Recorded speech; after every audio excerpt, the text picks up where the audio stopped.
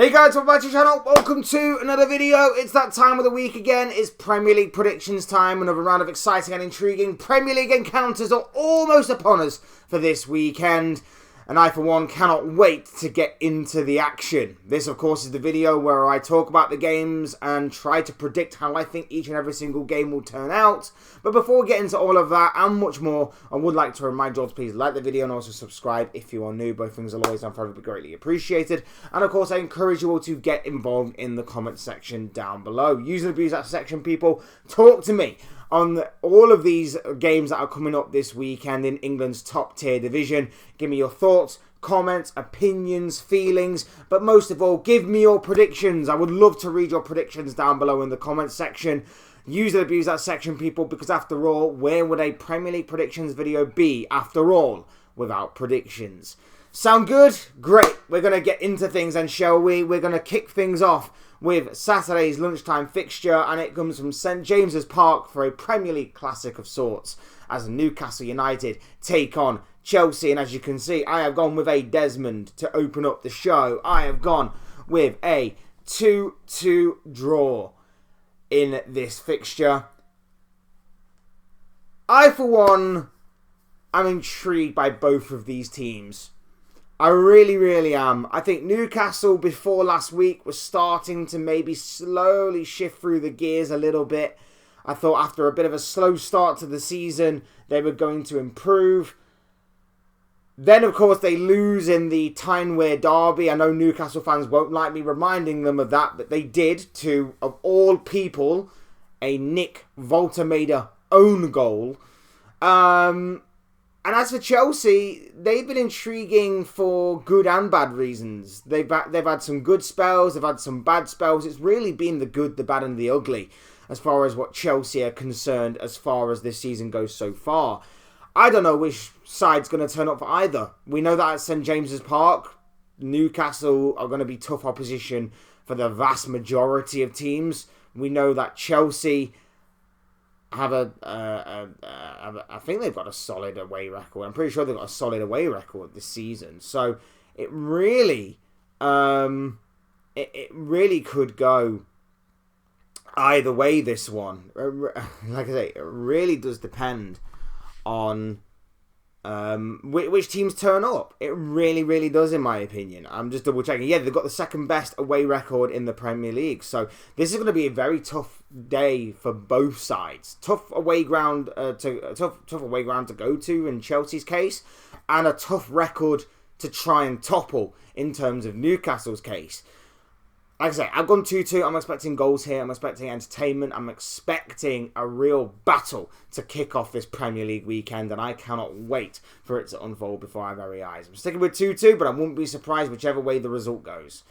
Next up, Bournemouth take on Burnley at the Vitality Stadium, and I've gone with a 3-1 win to Bournemouth. Now, off the back of that incredible 4-4 draw with Manchester United on Monday, Bournemouth in good goal-scoring form.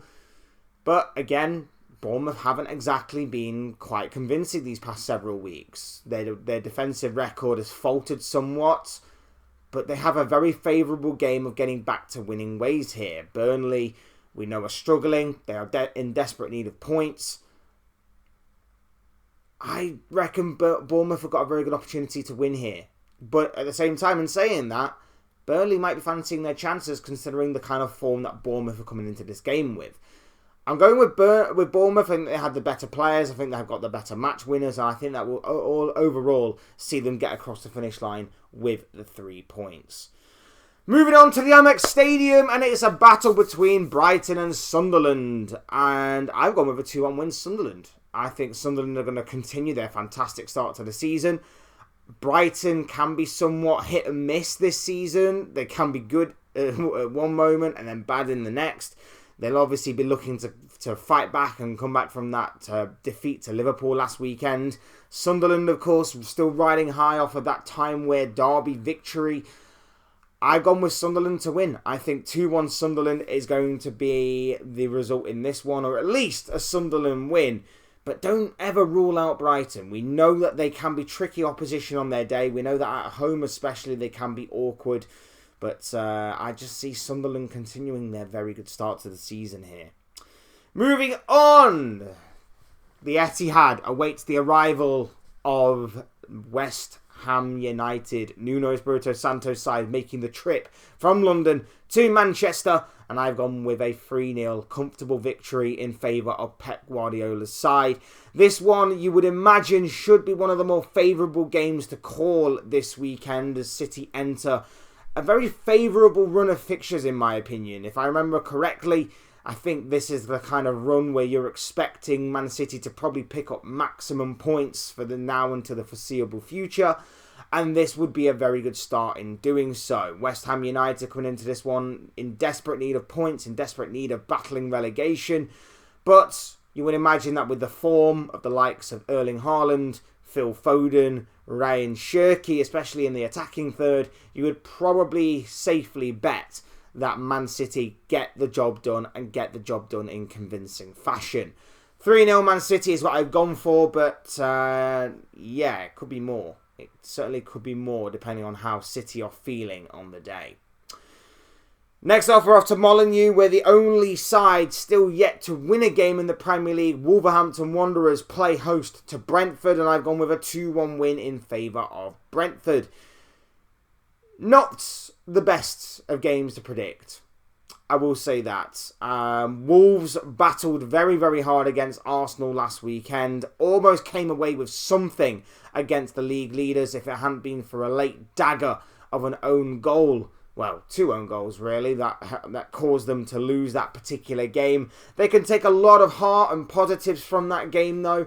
But overall, it amounted to nothing in terms of points. And they are...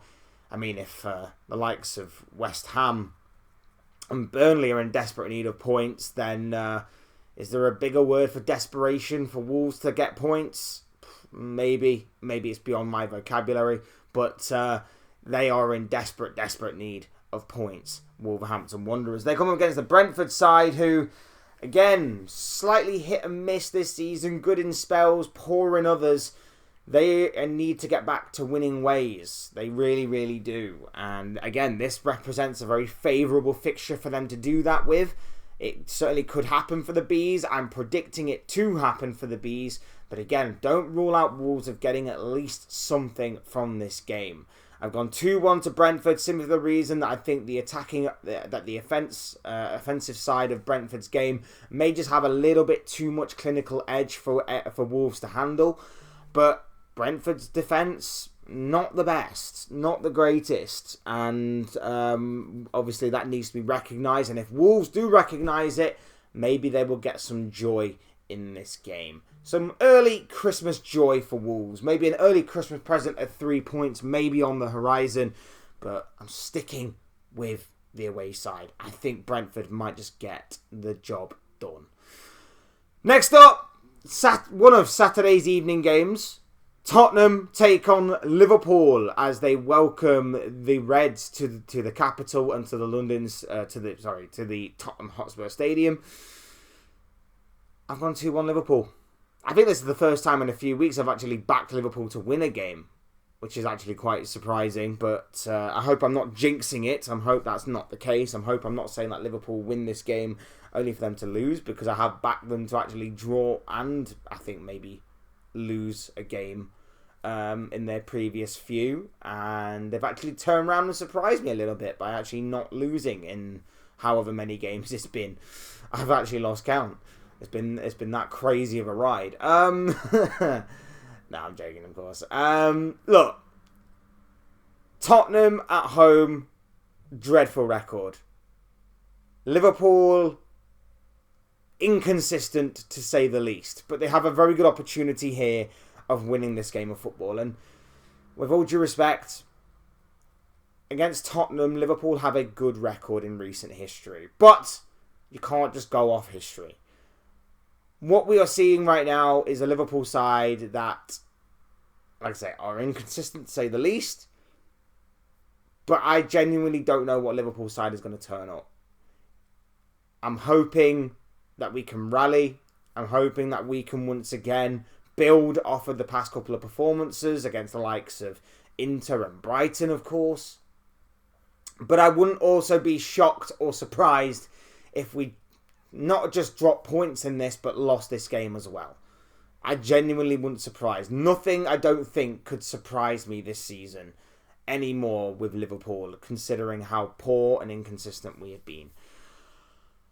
I'm going with Liverpool to win. I think offensively we will be more clinical. I think defensively we can neutralise Tottenham for the most part. And I think the midfield battle, as much as, our midfield hasn't quite been at the races, and we are going to be missing Dominic Szoboszlai now for a couple of months at the very least. That's a massive, massive loss considering he's been our player of the season. Tottenham might be smelling blood in that kind of area, and that could be their bedrock, kind of their skeleton of how to beat us. But I just think offensively, defensively, we should be stronger and more superior, and therefore get the job done. Now that I've said that, though, we probably will go on to lose because I might be a jinx. I don't know. But no, I'm backing Liverpool. I'm backing Liverpool all the way. Win this game, get the job done, get the 3 points, and get out of there. Next up, one of the Saturday 8 o'clock games will see Leeds United take on Crystal Palace. Now, I feel kind of sorry for Crystal Palace in the sense that they've had to play... They'll be playing 2 games in 48 hours, and I think overall they've played about 4 games in a matter of 9 days or something, which is crazy to think. Not quite fully sure why, but that's the case that it is. Anyway, I'm going 2-0 Crystal Palace. I think they heavily rotated in the Europa Conference League game. So I don't think necessarily fatigue and tiredness may creep in to their game much. And let's face it, it's lucky that it's against Leeds. If it was against a much trickier opponent, with all due respect to Leeds, then maybe you could consider Palace dropping points here. But I think it will be Palace's game for the taking. I think last week against Manchester City, we saw City just dominate and rise and just take their chances when they came. Palace did have opportunities in that game. They just weren't clinical enough. But I feel like against Leeds, they may be able to just get the job done, get back to winning ways, and that's why I am backing Crystal Palace. Is there any hope for Leeds United in this game? Of course there is. There is never ever a foregone conclusion in these types of games. But at the same time, in saying all of that, you probably would expect the favourites in Crystal Palace to get the job done, especially away from home. I'm going with 2-0 to Palace, but it's not going to be an easy game by any stretch of the imagination. Next up, the only games we played on Sunday. I don't know why. I don't know why. But this is the only games we played on Sunday, apparently. But it is an absolute cracker in store for us as Aston Villa take on Manchester United at Villa Park. Aston Villa being the most informed team right now in the Premier League, looking to potentially close the gap on Arsenal and obviously look at chasing down Manchester City in the process as well. Are hosting Manchester United fresh off that incredible 4-4 draw with Bournemouth on Monday night, of course, in a game that was very Jekyll and Hyde for the most part. It was great going forward, but shockingly bad defensively. I've gone with a 2-1 win in favour of Aston Villa. I think Aston Villa being the home team, I think Aston Villa being the team in form, the team in the ascendancy, will get the job done against the Man United side, who, of course, like I say, is very Jekyll and Hyde right now. I feel like if they can take the good offensive parts of the Bournemouth game, carry them into this game, it will help them a lot.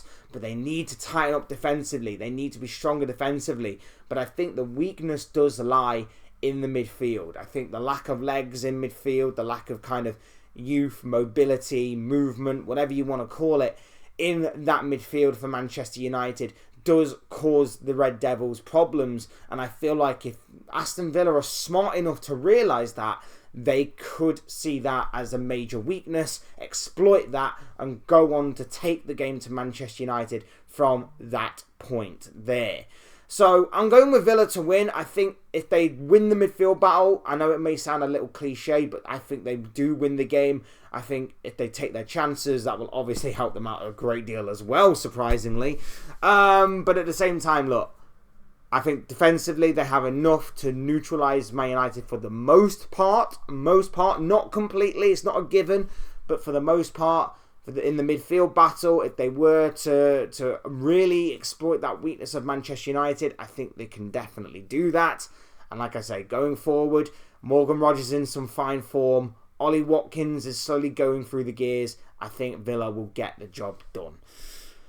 Next up, Monday night's game will see action from Craven Cottage as Fulham take on Nottingham Forest, and I've gone with a 1-1 draw. I really don't know this one.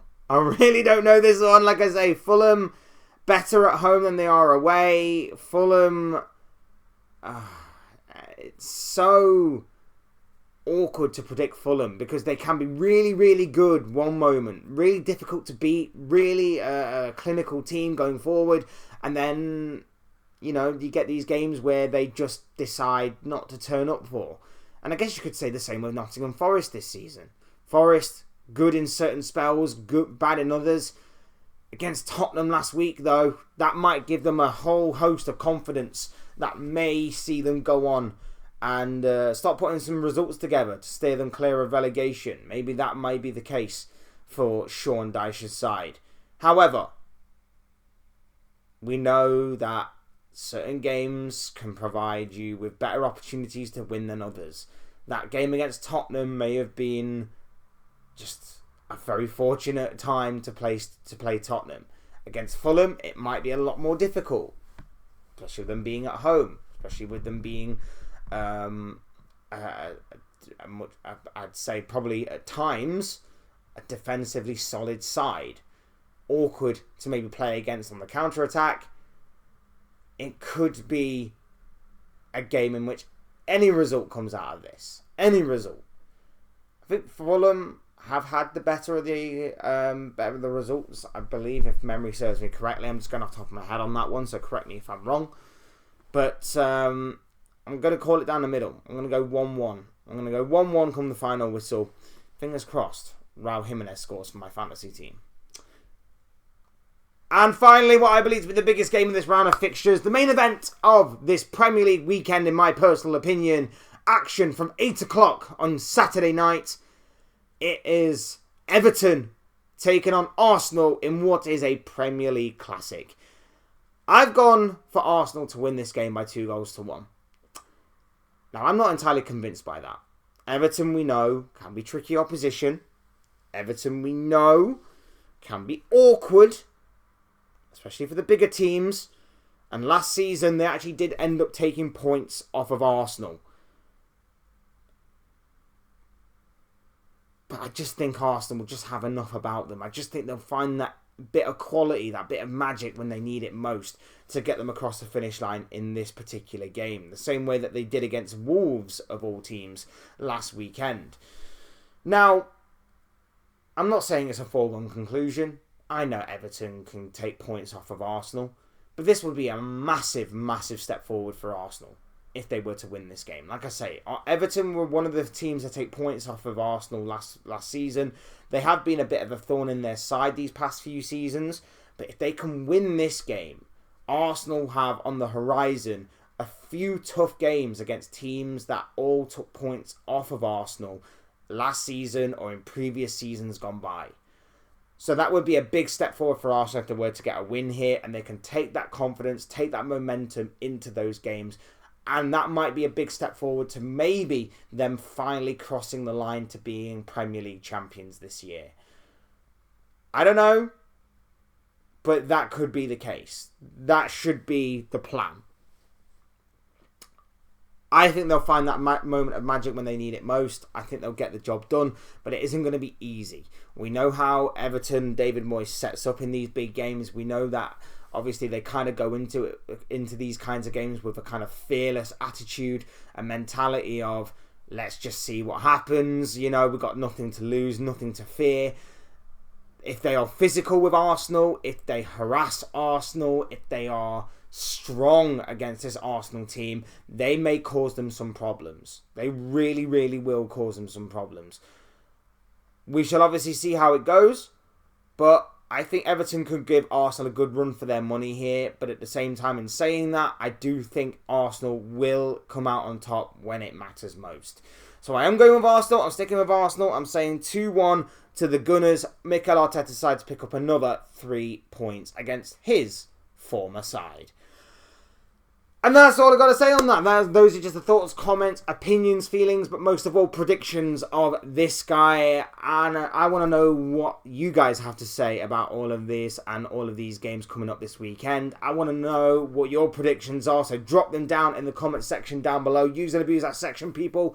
And as always, other than that, hit the like button on the way out. If you enjoyed the video, subscribe if you are new or want to see more content like this. Both things will always and forever be greatly appreciated.